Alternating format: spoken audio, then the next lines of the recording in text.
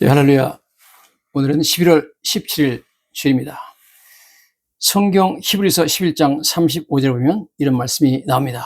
여자들은 자기의 죽은 자들을 부활로 받아들이기도 하며 또 어떤 이들은 더 좋은 부활을 얻고자 하여 심한 고문을 받되 구차히 풀려나기를 원하지 아니했으며, 이렇게 말씀하고 있습니다. 심한 고문을 받았지만 더 좋은 부활을 얻기 위해서, 영생을 얻기 위해서 구차히 풀려나기를 원하지 않았다, 그런 말씀입니다. 자, 우리가 초대교회 역사를 보면 네로 황제를 비롯해서 많은 로마 황제들이 한 300년 동안 크리스찬에 대해서 엄청나게 많이 핍박을 했죠. 수많은 크리스찬들을 죽였습니다. 자, 그들이 로마 황제한테 죽음을 당할 때 너희가 예수님을 부인하라, 예수님은 하나님 아니라고 그러라, 예수님은 부활하지 않았다고 그러라, 우리는 로마 사람들이 믿는 신들을 같이 섬길 것이라고 말해라, 로마의 신들에게 제사를 드리겠다고 약속하라, 그러면 너희 모든 죄를 용서하고 너희를 처형하지 않겠다, 그렇게 했지만 그들은 더 좋은 부활, 즉 영생을 얻기 위해서 심한 고문을 받았지만 구차히 풀려나기를 원하지 않았습니다. 자, 이런 배경으로 해서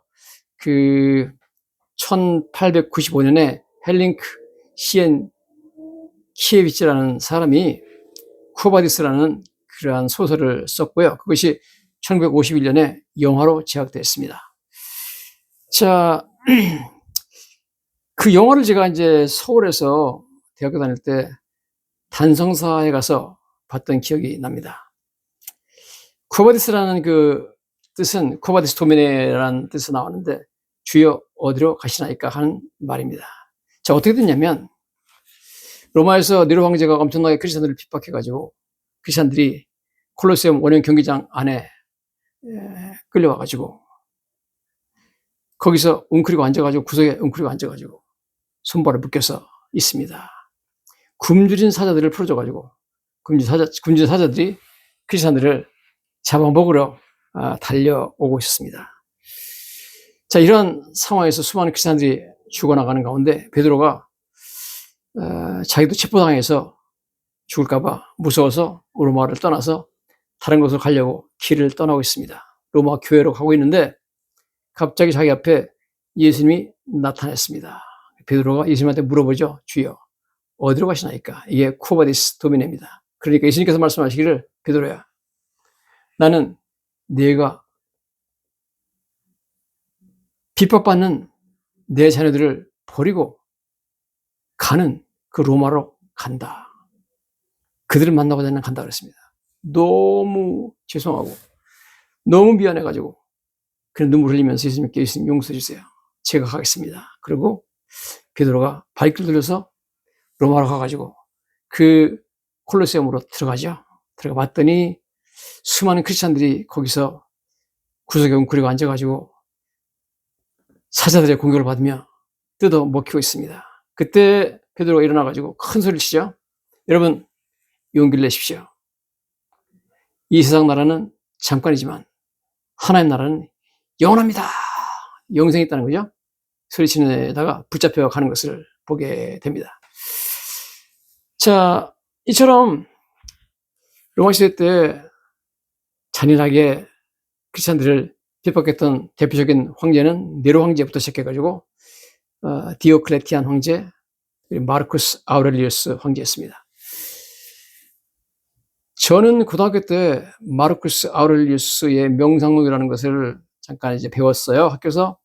그래서 마르쿠스 아우렐리우스의 그 말들이 너무 좋아가지고 그를 좋아했는데, 나중에 보니까 이 사람이 크리스찬을 엄청나게 핍박한 사람이었더라고요. 그래서 그다음부터는 그 사람 좋아하지 않습니다. 자, 네로 황제는 약간 정신 이상이 있습니다. 그래가지고 그는 로마의 빈민촌을 다 헐어버리고 로마를 다시 짓고 싶어 했습니다. 그리고 자기 정원도 좀 늘리고 자기 왕궁도 좀 더 늘려서 멋있게 짓고자 했습니다. 그래서 로마를 불질러 버렸습니다. 사람들이 시켜가지고 밤에 로마에 불을 질러가지고 로마에 14개의 구가 있었는데, 뭐 성동구, 성북구 이런 식으로 구가 있었는데 그 14개의 구 중에서, 디스트릭 중에서 10개 디스트릭을 태워가지고 다 불에 타버렸습니다. 로마가 거의 다 그냥 불에 타버린 거죠. 14개 중에 10개 구가 다 불에 타버렸으니까 수많은 이재민들이 집을 잃었고 죽었습니다. 이것 때문에 국민들의 원성이 자자해지고 로마인들이 이게 네로가 일으킨 불이다 그렇게 비난했기 때문에 네로는 이 화재의 책임을 크리스찬에게 돌려버렸습니다. 그 당시에는 이제 크리스찬들이 로마 사람들이 믿는 신들을 믿지 않고 로마 황제를 신으로 숭배하지도 않았고 로마에서 그 거행하는 대규모 그런 군중 로마 신들을 섬기는 어떤 그 제사 그런 행사에도 참여하지 않았고 그렇기 때문에 크리스찬들에 대한 인상이 좋지를 않았습니다. 자, 그래서 그 당시에 로마 역사가 타시투스라는 사람은 기독교를 pernicious superstition이라고 불렀습니다. 해로운 미신이다 그렇게 불렀습니다. 그렇지만 네로 황제가 만약 크리스찬들이 로마의 신들에게 제사를 드리겠다 약속하면 그들의 모든 죄를 용서해 주겠다 그랬습니다. 그렇지만 크리스찬들은 거의 다 순교를 택했습니다. 도전부활, 영생을 바라봤기 때문에 믿었기 때문에 그들은 영생의 가치를 알았기 때문에 그들은 구차히 풀려나기를 원하지 않고 나를 위해서 목숨을 바치신 나를 십자가에서 내질러신 형벌을 받으신 예수님을 배신하지 않겠다. 나는 그분을 위해서 순교당하는 영광을 누리겠다. 그러면서 용감하게 순교를 했습니다. 그래서 여러분 베드로는 십자가에 거꾸로 매달려서 불에 타서 죽었죠. 예수님처럼 나 같은 죄인이 어떻게 십자가에 똑바로 매달려 죽을 수 있냐 그래가지고 거꾸로 매달려 달라고 그래가지고 거꾸로 매달려서 그는 불에 타서 죽었습니다. 산채로 불에 타 죽었고요. 바울은 목에 칼로 잘려가지고 죽었습니다. 다른 많은 크리스찬들도 사자나 표범, 멧돼지 등에 의해서 원형 경기장에서 죽임을 당했습니다. 그 당시에 페르페투아, 펠리시타스라는 두 로마 여인은 크리스찬들 여인은 소가 와가지고 뿔로 받아가지고 죽였다. 그런 기록들이 나옵니다.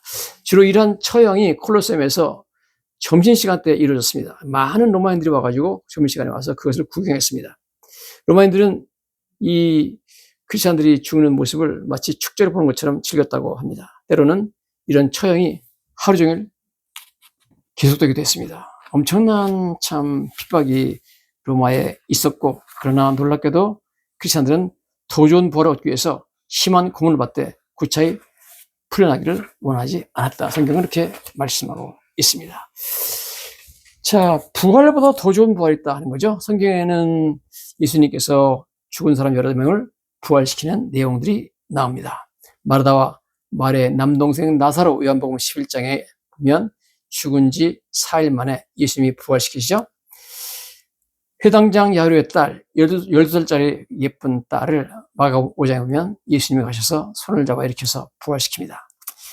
나인성이라는 조그만 성이 있었는데 이스라엘에 그 성에 있던 과부의 아들이 청년인데 죽어서 장지로 이제 묻으러 가는 중에 예수님이 나타나셔가지고 그를 살려주는 내용이 누가복음 7장에 나오고 있습니다. 자신의 생명보다 더 사랑했던 아들, 딸들이 죽었다가 다시 부활했다면 그 기쁨과 행복은 형언할 수가 없을 것입니다. 그러나 그보다 더 큰 기쁨과 행복이 믿는 자들을 기다리고 있습니다. 성경에서는 그래서 그것을 더 좋은 부활이라고 부르고 있습니다. 더 좋은 부활.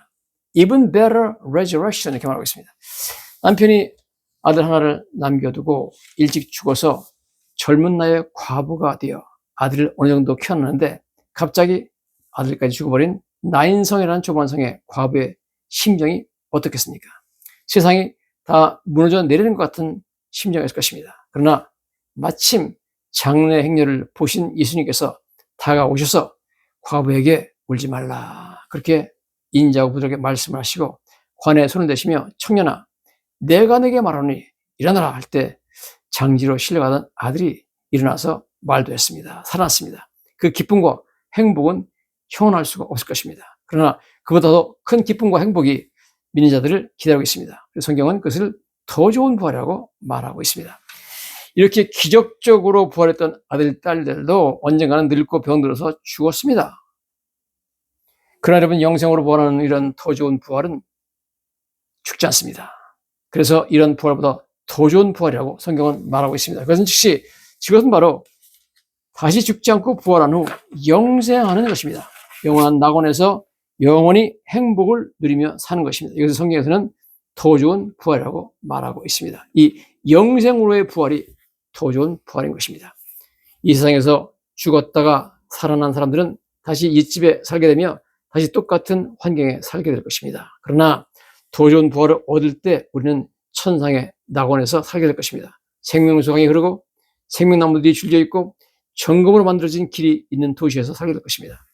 지상에서 다시 부활한 사람들은 또 다시 똑같은 가족, 친구들을 만나게 될 것입니다. 그러나 더 좋은 부활을 얻는 사람들은 성경에 나오는 유명한 인물들을 천국에 가서 다 만나보게 될 것입니다. 아브라함, 모세, 이사야, 다니엘 다 만나보게 될 것입니다. 특별히 예수님을 만나고 직접 만나 뵙고 친밀한 교제를 나누게 될 것이며 하나님 아버지를 만나게 될 것이고 하나님께서 오셔서 우리 얼굴에서 눈물을 닦아주시는 자상한 사랑을 받게 될 것입니다. 또 우리는 예수님께서 우리를 위해서 마련해 놓으신 어마어마한 저택에서 살게 될 것입니다. 오늘 본문은 그래서 어떤 이들이 더 좋은 부활을 얻기 위해서 심한 고문을 받되 구차히 풀려나기를 원하지 않았다 이렇게 말씀하고 있습니다. 여러분 이처럼 영생은 확실하다는 것을 성경은 말씀하고 있습니다. 구약의 성도들도 영생이 있다는 것을 믿었습니다. 구약 성경에도 여러 번 영생에 관한 언급이 나옵니다. 창세기 3장에 보면 20절부터 이런 말이 나오죠. 여호와 하나님이 이르시되 보라 이 사람이 선악을 아는 일에 우리 중 하나같이 되었으니 그가 그의 손을 들어 생명나무 열매도 따먹고 영생할까 하노라 하시고 이같이 하나님이 그 사람을 쫓아내시고 에덴 동산 동편에 그룹들과 두루두는 화형금을 둬서 생명나무의 길을 지키겠다 이렇게 말씀하고 있습니다. 인간은 원래 영생하도록 창조되었습니다. 그러나 우리 조상 아담과 하와가 죄를 지어서 영생의 특권을 잃어버렸습니다. 여러분 사람이 만물의 영장인데 만물의 영장이 거북이보다도 오래 못 삽니다. 거북이는 100년 이상을 살죠. 사람이 만물의 영장인데 나무보다도 더 짧게 삽니다. 나무가 수백 년을 삽니다. 속리산 법조사에 있는 들어가는 입구에 있는 정의품송 세조 대왕이 지나가는데 가마가 지나가는데 나무에 걸리니까 나무 가지가 이렇게 들었다는 거 아닙니까? 들어가지고 가마가 지나가게 해서 벼슬을 내려서 정의품송인데 그 나무도 지금 살아있습니다. 몇백 년을 살아있는 겁니다.